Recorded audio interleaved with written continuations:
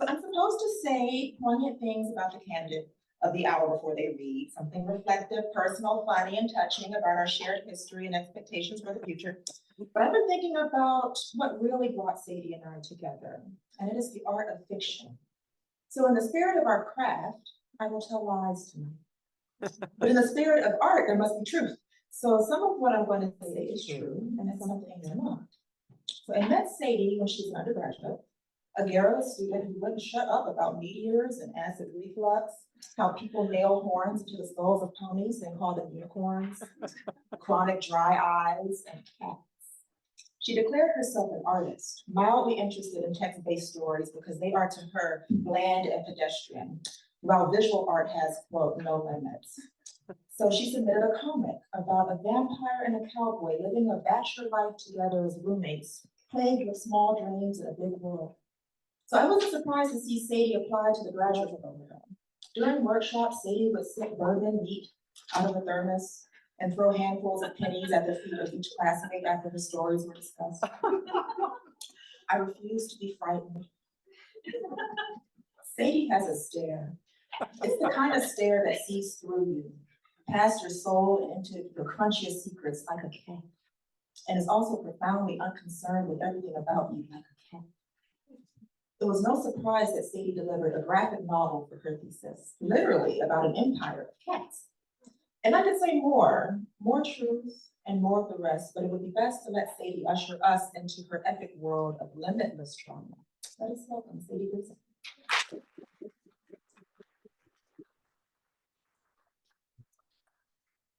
It was all 100% true.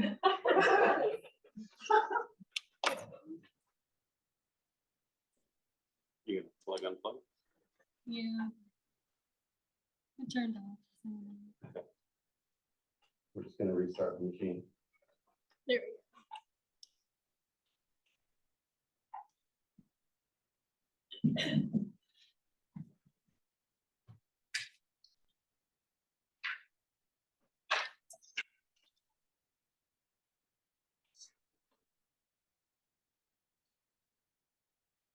All right, hello.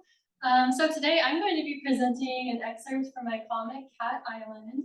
It's about two best friends, Archie and Shark, who unknowingly set off a chain of events that could put their whole island in danger, and they try their best to fix things.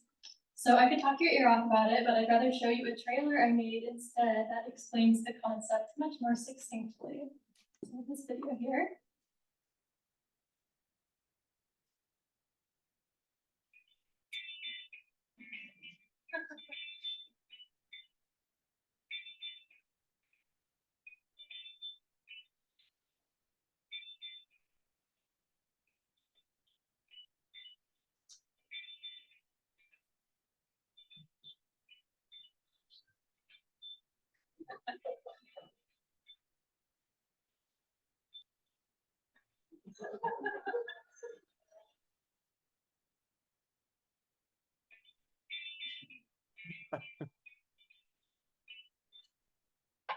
Nothing wrong.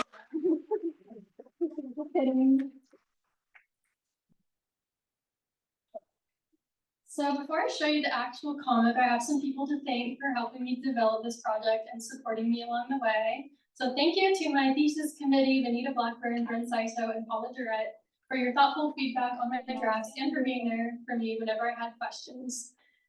And thank you to all my professors I've had throughout the program. Thank you to everyone who's ever read my work or let me talk about it for being so supportive of this project and motivating me to keep working on it. Thank you to my parents and my grandma for your unwavering support as I pursued this degree. Thank you to Jefferson and everyone who's worked behind the scenes to make this program today possible. And finally, thank you to Callie, Juan, and Stefan for helping me read the excerpt I'm going to share today. So the excerpt I'm going to share isn't the beginning of the comic, so here's a quick summary of what happens leading up to this scene. After a violent storm that causes a bunch of rocks to break off from the cliffs, Shark hypothesizes that it might have loosened the rocks blocking the entrance of the Forbidden Cave too, a hard-to-reach cavern that has been sealed off for ages. He and Archie decide to pay a visit to the cave out of curiosity, which leads us to the section I'm about to show you. You all ready? I'm not. Here we go. All right, so I'll be narrating the panels, and I have these three lovely people who are going to be the voices of the characters. Archie and Shark dash across the beach. They reach a point where there's no sand left to walk on, and waves crash directly against the cliffs. Shark runs into the water enthusiastically, but Archie pauses at the edge of the water. It creeps closer to her paws, and she takes a step back. Hey, what's the holdup?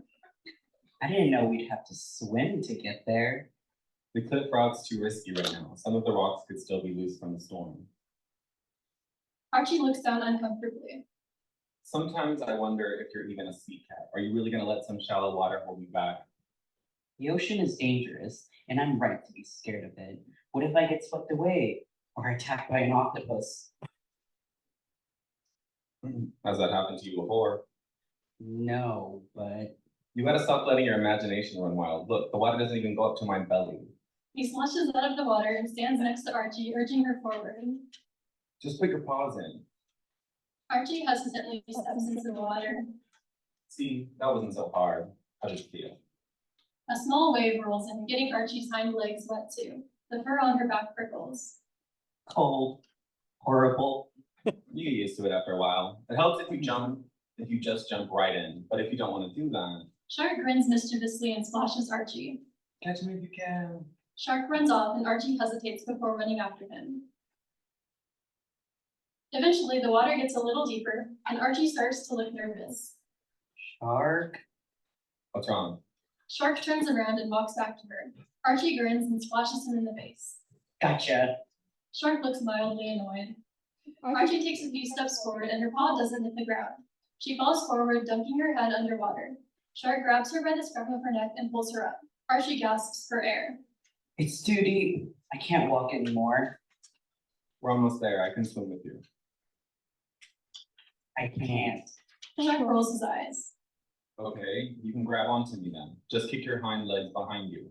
Archie grabs onto Shark's shoulders with her paws as he swims across the water. She looks down, anxious about how deep the water is. Are we there yet? No. How about now? Land! A pile of flat-topped rocks stick out of the water next to the cliffs. Archie scrambles on top of one as soon as she can reach it, using Shark as a stepping stool.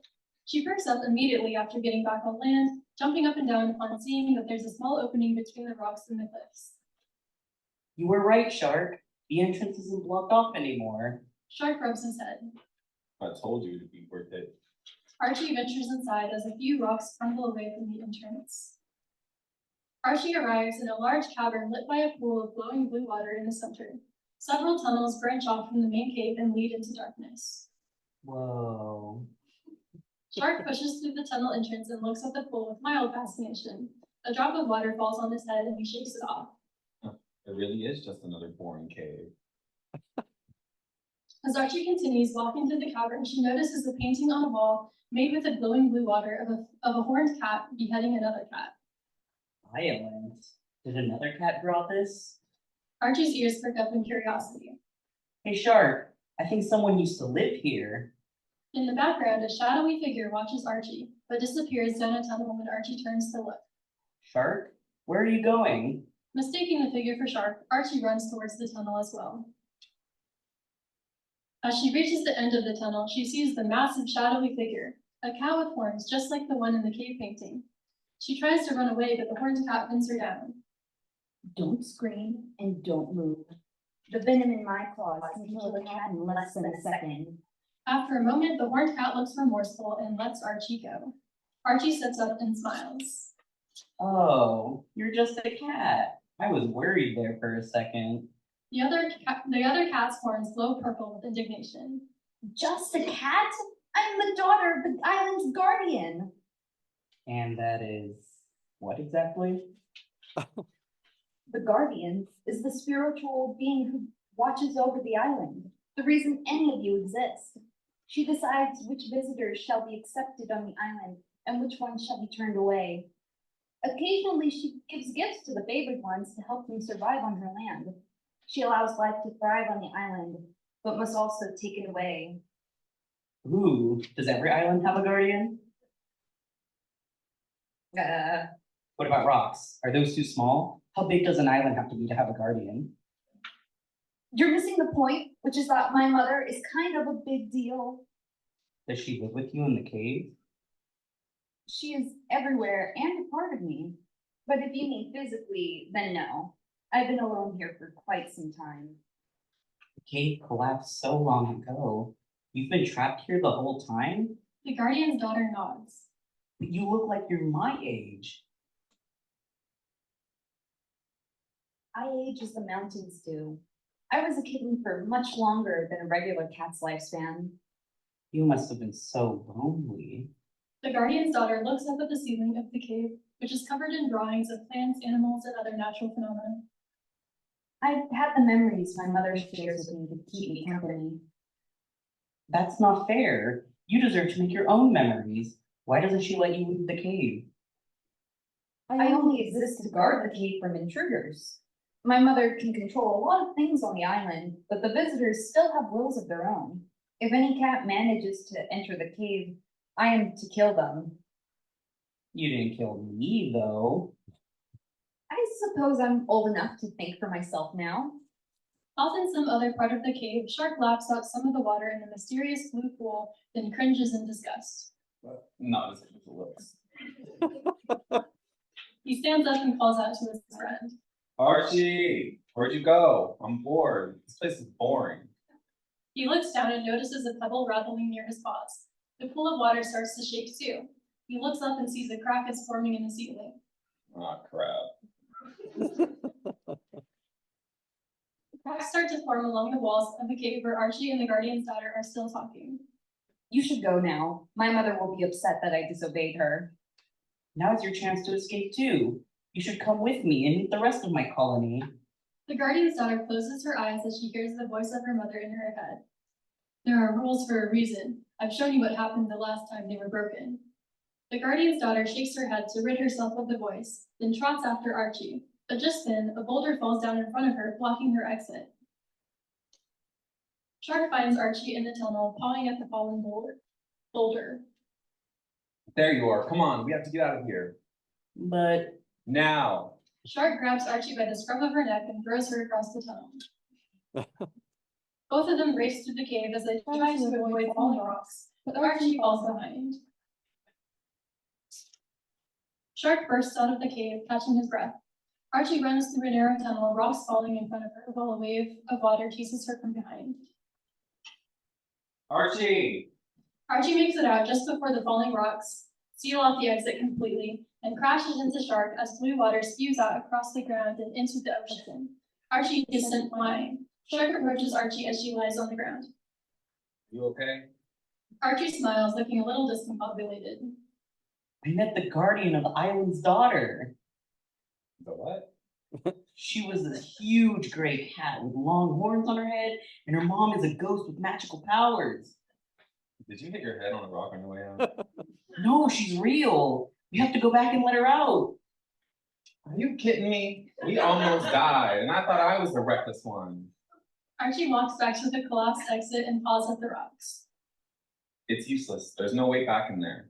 But I'm sure if her mom has superpowers, she'll be just fine.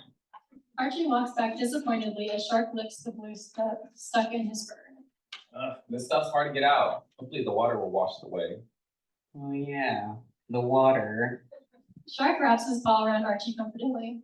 It wasn't that bad, was it? I promise I won't let you drown. And that's the end of that.